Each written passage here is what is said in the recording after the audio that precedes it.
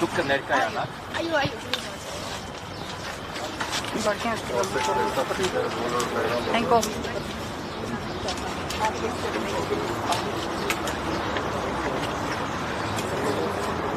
Ներկայացեք խնդրեմ եւ ձեր ակցիայի նպատակը եւս մեկ անգամ նշեք։ Էլեանորա Մանանդյան այս պարագայում ընդհանրապես որպես հայ եմ այստեղ ներկա, ոչ մի կազմակերպություն այս պարագայում չեմ ներկայացնում եւ ես հասկանում եմ, որ բոլոր մարդիկ հիմա դժգոհ են, բոլոր մարդկանց մեջ հասունանում է պայքարը, բայց ոչ մեկ չի համարձակվում, չգիտես ինչու դուրս գալ փողոց։ Եվ մենք չնայած որ ոչ մի քաղաքական ուժ չենք ներկայացնում, ոչ մեկի կողմից չենք ղեկավարվում, չենք ենթարկվում եւ այլն, բայց խիղճը չի թողնում մնալ տանը։ Խիղճը չի թողնում որևէ այլ բանով զբաղվել այժմ։ Եվ ես զարմանում եմ բոլոր նրանց համար, ովքեր շարունակում են մնալ տանը, որովհետև 5 տարի շարունակ Նիկոլը դավաճանում է Հայաստանի Հանրապետությունը։ Նիկոլը ոտնահարում է ազգային բոլոր արժեքները։ Նիկոլը տապալում է ամբողջ պետությունը, պետական համակարգը կազմաքանդում է բոլոր օղակները եւ այլևս մենք տեսնում ենք, որ պետությունը գրեթե չի աշխատում։ Մենք ենթակա ենք այսօր արդեն լրջագույն սպառնալիքի ընդհանրապես ոչնչանալու ու հանկարծ այսքանից հետո Նիկոլը հանդես է գալիս ամենաերևի թե ծանր նախաձեռնությամբ ջարդելու մեր հիմնասյունը հայ առաքելական եկեղեցի։ Եվ դրա համար մենք այս անգամ այն, որ ասում են կարմիր գիծը վերջնական հատել է Նիկոլը։ Եթե մնացած ամբողջի հանդեպ ինքը հորինում էր տարբեր բացատրություններ, ապա այս անգամ եւ ոչ մի բացատրություն ինքը այլևս չի կարող ներկայացնել։ Ես ուզում եմ դիմել բոլոր մարդկանց, ովքեր երբեմն գոնե վառում են մոմեր եւ աղոթում են առ Աստված։ Որտեղ եք դուք այժմ, երբ որ ձեր հավատը ոտնահարված է։ Որտեղ եք դուք այժմ, երբ որ Նիկոլը համարձակվել է պղծել հայ առաքելական եկեղեցին։ Ինքը պղծել է մեր սրբություններից մեկը, մեր հարազատ սուրբ հողերը Արցախը։ Ինքը հանձնել է Արցախը թշնամուն, դա մենք չգիտես ինչու մարսեցինք։ Մենք շարունակաբար մարսում ենք, որ օտար երկրյա պետությունների ներկայացուցիչները, այդ թվում թշնամական պետությունների ներկայացուցիչները գալիս են լցվում են Հայաստան, բայց հիմա, եթե մենք հանդուրժենք այս քայլերը, այլևս ընդհանրապես իմաստ չի ունենա համարել, որ մենք ունենք Հայաստան եւ մենք հայ ենք։ Ձեզ ինչու են եկեղեցու դեմ արշավ հայտարարել, քանի որ գիտենք սահմանադրությամբ պետությունը եւ եկեղեցին անջատ են իրարից, նպատակը որն է գնահատվում։ Առաջինը իհարկե իր համար վաղուց սահմանադրությունը եւ ընդհանրապես որևէ օրենք արժեք չէ, իսկ այս պարագայում ինքը ընկալում է, որ միակ բանը, որ շարունակում է պահել Հայաստանը, դա հենց հայ առաքելական եկեղեցին է։ Եվ ես գիտեմ, որ տարբեր վերլուծաբանները մեկնաբանում են, որ Ադրբեջանի մոլլաները հարված սկսեցին հասցնել եկեղեցուն եւ ինքը պարզապես կրկնեց իրենց, սակայն ես վստահ եմ, որ դա շատ վաղուց էր իր մեջ եւ մենք կհիշենք, որ 18 թվականին ինքը նախաձեռնեց ինչ-որ արշավներ, դա իրեն չհաջողվեց, այժմ լկտիության բոլոր սահմանները հատել են։ Մենք պահանջում ենք առաջին հերթին իհարկե ոչ թե հրաժարական։ Ես չեմ պահանջում հրաժարական, ես պահանջում եմ դատել Նիկոլին անմիջապես։ Ու ես պահանջում եմ անմիջապես քրեական պատասխանատվության ենթարկել իր կենակցին այս ամբողջ բոլոր տեսակի օրենքները ոտնահարելու համար։ Անձնական վիրավորանքի։ Կենակիցը Աննա Հակոբյանն է։ Ինքը շարունակաբար ամենավերջի բարերով, ես հայհոյանք նույնիսկ չգիտեմ արդեն ինչ սահմաններ իրենք, ես հասկանում եմ, որ կրթություն չունեն,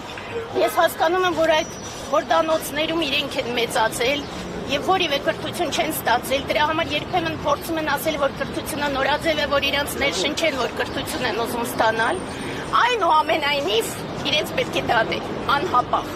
Հիմա իշխանությունն ասում է, որ հոգևորականները պետք է բարեվարկություն անցնեն։ Ըստ ձեզ սա նշանակում է, որ Նիկոլ Փաշինյանը գնալու է այն ճանապարհով, որ նոր սահմանադրության մեջ նաև եկեղեցու վերաբերյալ որոշակի լիազորություններ ունենա, այլ եւ որոշի թե ով կարող է լինել օրինակ ամենահարցվածությունը կամ Շնորհակալություն հարցի համար, այստեղ շատ ավելի ծանր է, որովհետև ես մտածում եմ, որ այդ նոր իբր թե սահմանադրությունը, որ իրենք ուզում են առաջ քաշել, շատ տարբեր ազգային գծեր է ոտնահարելու, այդ թվում այո, վստահ ինքը հարվածել է նաև հայրաքելական եկեղեցին, սակայն ես վախենում եմ, որ այս ամբողջով ինքը ոչ միայն այս քայլն է անում, այլ նաև միաժամանակ ուզում է կոծկել այլ պրոցեսները, որոնք որ կվախենան, որ Սյունիքի համցնելու մասին է խոսքը։ Տիկին Մանանջյան, նայեք, այսօր իշխանության սատելիտ տարբեր ներկայացուցիչներ արդարացնում են Փաշինյանին, ասում են խնդիրներ կա, որոնց մասին պետք է բարձրաձայնել, դա ամենևին թիրախավորում չի, հարձակում չի, պետք է բաց խոսել, հասկանալ, եթե կա խնդիր եկեղեցու ներսում, պիտի դրա մասին տեղեկանա քաղաքացին։ Այս տեսակետին ինչպես եք վերաբերվում։ Ինձ համար այդպես է, ամբողջը շատ ակնհայտ է։ Եկեղեցին մասն է ամբողջ ազգի։ Եկեղեցին ազգի հիմնասյունն է եւ պահող մասն է։ Ըստ այդմ, պարզ է, որ սպասավորների մեջ կարող են լինել տարբեր խնդիրներ, որտեղ իրենք մարդ են եւ հայ են։ Ու երբ որ ազգը ունենում է խնդիր նաեւ տարբեր մարդիկ։ Բայց դա ամենևին չի նշանակում, որ որևէ մեկը իրավունք ունի հարվածելու եկեղեցին։ Իմ վերաբերյալ ես ընդհանրապես այլ ճանապարհով եմ գնում զարգացման։ Ես պարզապես հասկանում եմ, որ եւ որևէ մեկը իրավունք չունի ոտնահարելու հավատ։ Տեսեք, ասում եմ, որ պետք է հենց եկեղեցին ինքը պաշտպան կանգնի իրեն, ինքը պետք է կամ փողոց դուրս գա կամ ինչ-որ այլ տարբերակով զսպի Փաշինյանի այս արշավը իրենց դեմ, բայց եկեղեցականները լռում են, հոգևորականները լռում են, ոչ վեհապար հայրապետից որևէ խոսք լսեցին, ոչ սրբազաններից, եւ ոչ սրբազանի գերու կնոջից որևէ բան լսեցին, որևէ մեկից որևէ արձագանք չեն ասում։ Տեսեք, ես դրա հետ ընդհանրապես խնդիր չունեմ։ Եկեղեցին, սա շատ կարևոր է, որ մենք հասկանանք բոլոր մարդիկ։ Եկեղեցին, դա միայն սպասավորները չեն, դա միայն կառույցները չեն դարավոր։ Եկեղեցին դա մենք ենք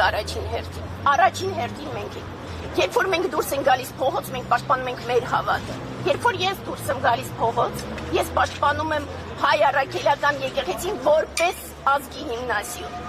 Շատ լավ, մենք պաշտպանում ենք, իսկ իրենք ինչ-որ բան պետք է անեն։ Իրենք պետք է անեն, իրենք վաղուց պետք է անեն։ Ճիշտն ասած, իրենք պիտի 2020 թվականին, երբ որ Նիկոլը նոյեմբերի 9-ի գիշերը, իրենք պետք է որոշում կայացնեին, որ անհապաղ դատում են Նիկոլին եւ նոր իշխանությունը ձևավորում։ Չէ, իրենք պետք է նախաձեռնեին դա։ Մարդկանց կարող է։ Առաջինը պետք է նզովեին, երկրորդը պետք է բոլորը իրենց հանդեպ մեծագույն հարգանք ունեն եւ իրենք պետք է առաջնորդեին ինչ-որ ձևով պայքարը։ Բայց մյուս կողմից Ներողություն, ճիշտ եք համարում այն եկեղեցականների դիրքորոշումը, որոնք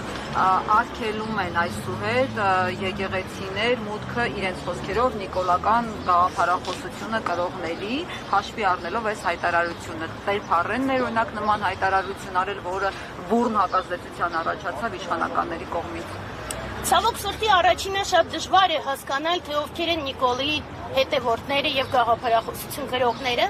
Կարելի է իհարկե դատել ինչքան ավելի տգետ դեմքով, այդքան ավելի վստահ ուրեմն Նիկոլի հետևորդն է, կարելի է ըստ այդմ շարժվել, բայց առաջին հերթին մենք պետք է հասկանանք, որ իրենք բոլորը խստագույնս մոլորյալ են։ Նիկոլը ծառայում է սատանային, մենք այստեղ հասկացել ենք, որ այսօրվա մեր կարգախոսը, եթե 5 տարի շարունակ մենք օրում ենք Նիկոլ Դավաճան, այսօրվանից մեր կարգախոսը Նիկոլ Ներապաշտ, բայց նաև մենք հասկանում ենք, որ մարդկանց զգալի զանգված այնուամենայնիվ մոլորյալ է, նաև ընդդիմության պատճառով։ Մոլորյալ է, որովհետև ընդդիմությունը շարունակաբար եւ ոչ մի լուրջ քայլեր չի ձեռնարկել, որպեսզի ձեռբազատվի Դավաճան իշխանություններից։ Այն անգամ փողոց են դուսել, փորձել են հրացնել, քայլել են, պահանջել են վրա ներսել։ Գիտեք, ես քանի որ բոլոր պրոցեսներին մասնակցել եմ, բայց քանի որ ընդդիմադիր եմ եղել եւ Լևոնի ժամանակ եւ Քոչարյանի ժամանակ եւ Սերժի ժամանակ, ըստ այդմ ես հստակ գիտեմ, երբ որ մարդ սկզբունքորեն գնում է պայքարի, գնում է երկով, ապա գնում է մինչև վերջ։ Այսինքն որ Սերժի ժամանակ ընդդիմադիր եղել Նիկոլին է պաշտպանել 10 Չէ, ես 2010 թվականին գնացել եմ ազգային ժողով, Պարանով, հայ-թուրքական պայմանագրերի դեմ եւ այլն, Նիկոլին չեմ պաշտպանել։ Հիմա ես գիտեմ, որ մոդայիկ է, բայց ես 18 թվականի ամենասկզբից հասկացա, որ այստեղ ոչ մի ընդդիմադիր պայքար։ Ինչու է ձեր կարծիքով Փաշինյանը ինքնավար կառավարումը ուղեկցվում է հայրախառն գրառումներով։ Սա ինչ կացակցությունն է։ Հիմա այսա է, մենք առաջին հերթին դրա համար մեր կոչերից մեկը ուղղված է հենց ոստիկանությանը եւ դատական մարմիններին։ Ցանկացած բան, որ ասվում է Նիկոլի կողմից, միանգամից ընդունում է բոլոր մակարդակներով, իսկ հիմա երբ որ իրենք հայ հոյանքներ են ներկայացնում տարբեր մարդկանց կողմից, ոչ միայն եկեղեցու, այլ նաև եկեղեցու բոլոր պաշտպանողների կողմից եւ ոչ մեկ նախաձեռնությամբ չի հանդես գալիս իրենց դատելու։ Այն պարագայում, որ գիտեք, դա զրպարտություն չէ, ինձ չի հետաքրքրում, անձնական վիրավորանք է պիտի պատասխանատվության։ Փաշինյանը սա հանրային շահով է բացատրում, ասում է եկեղեցու հետևորդները պիտի իմանան, որ եկեղեցականներն են կուսակրոնության ուխտին հավատարիմ, որոնք են դրժել ձեր կարծիքով սա այդպես հանրային պահանջ կա, այդպես մտնել բոլորի անկողիներ ու հասկանալ ով ում հետ է, ով ում հետ չէ։ Ասեմ առանցքայինը 2020 թվականից ի վեր Նիկոլը որևէ իրավունք չունի հանրային շահերի մասին խոսելու ընդհանրապես։ Հանրություն բառը ինքը իրավունք չունի կրկնելու։ Հայաստան, հանրություն, հայ ազգ նման բառերը ինքը իրավունք չունի կրկնելու։ Եւ եթե եկեղեցու մասին ասում են, որ ինքը պիտի նզովեր, ապա մենք էլ պիտի որպես հայ իրեն գիտեք են հին Հունաստանում հակարանաֆեմա ու կարաստրակիզմա ինքը ազգ ունենալու ընդհանրապես իրավունք հայրևս չունի։ Լավագույն դեպքում թող ադրբեջանցի համարվի։ Եվ կներեք, Չկա նման պահանջ։ Չկա իսպար։ Հիմա ինչ է լինել դրա ակցիան ոնց է շարունակելու բացի այն ինչ որ համատեսվում է դրանից։ ու նաև խումբ եք վառել բացատրությունը, հա, Հաղթահանում եք։ Խունկ վառելու առումով այո, որովհետև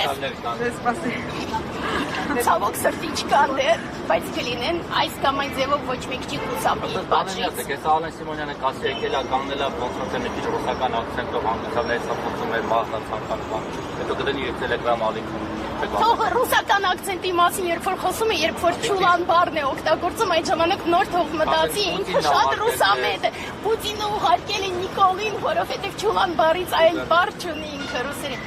Ինչ վերաբերում է խունկին, ապա մենք վստահ ենք ու այստեղ մենք արել ենք, նույնիսկ գրել ենք, որ ընդհանրապես էկզորցիզմի պիտի ենթարկեր եւ ըստ այդմ հայ առաքելական եկեղեցին պիտի ծես անի, որ այս ամբողջ ճարիքը հանի, ներապաշտության ճարիքը մեր կառավարությունից։ Սա մեր շենքն է, մեր Երևանի շենքն է, ու մեր կառավարությունն է, իսկ մարդկանց այդտեղ զավթած մենք պետք է մաքրենք այդտեղից։ Սկսում ենք խունկից, ինչ վերաբերում է ակցիային, տեսեք նորից, մենք քաղաքական ուժ չենք, ինչպես արդեն ասեցի, եւ չենք էլ ուզում լինենք քաղաքական ուժ։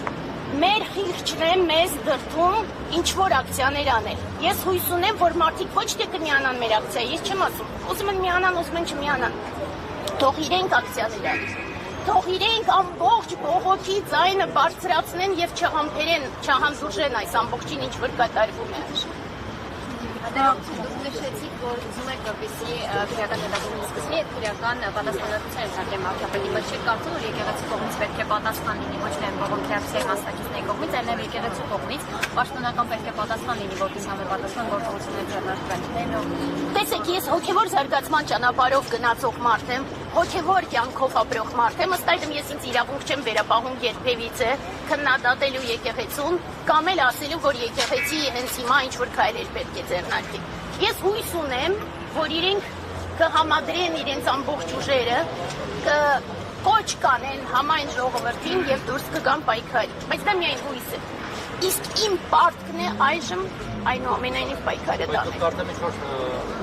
կազմակերպություն ներկայացնում եք, չէ՞։ Ես կազմակերպություն, հա, ես Հակոբ Մանազյանի ծորն եմ եւ ես ունեմ կազմակերպություն, հասարակական կազմակերպություն, ինչպես ասեցի, ես ընդհանրապես այլ հոգևոր զարգացման ճանապարհով եմ գնում, բայց դա ինձ իսպար չի խանգարում, ես հայ եմ ու պաշտպանում եմ հայ առաքելական եկեղեցին։ Որպես ազգային ինստիտուտ։ Այո, որպես ազգային ինստիտուտ։ Շնորհակալություն։ Տիկին Թարչյան կմոտենաք դուք էլ։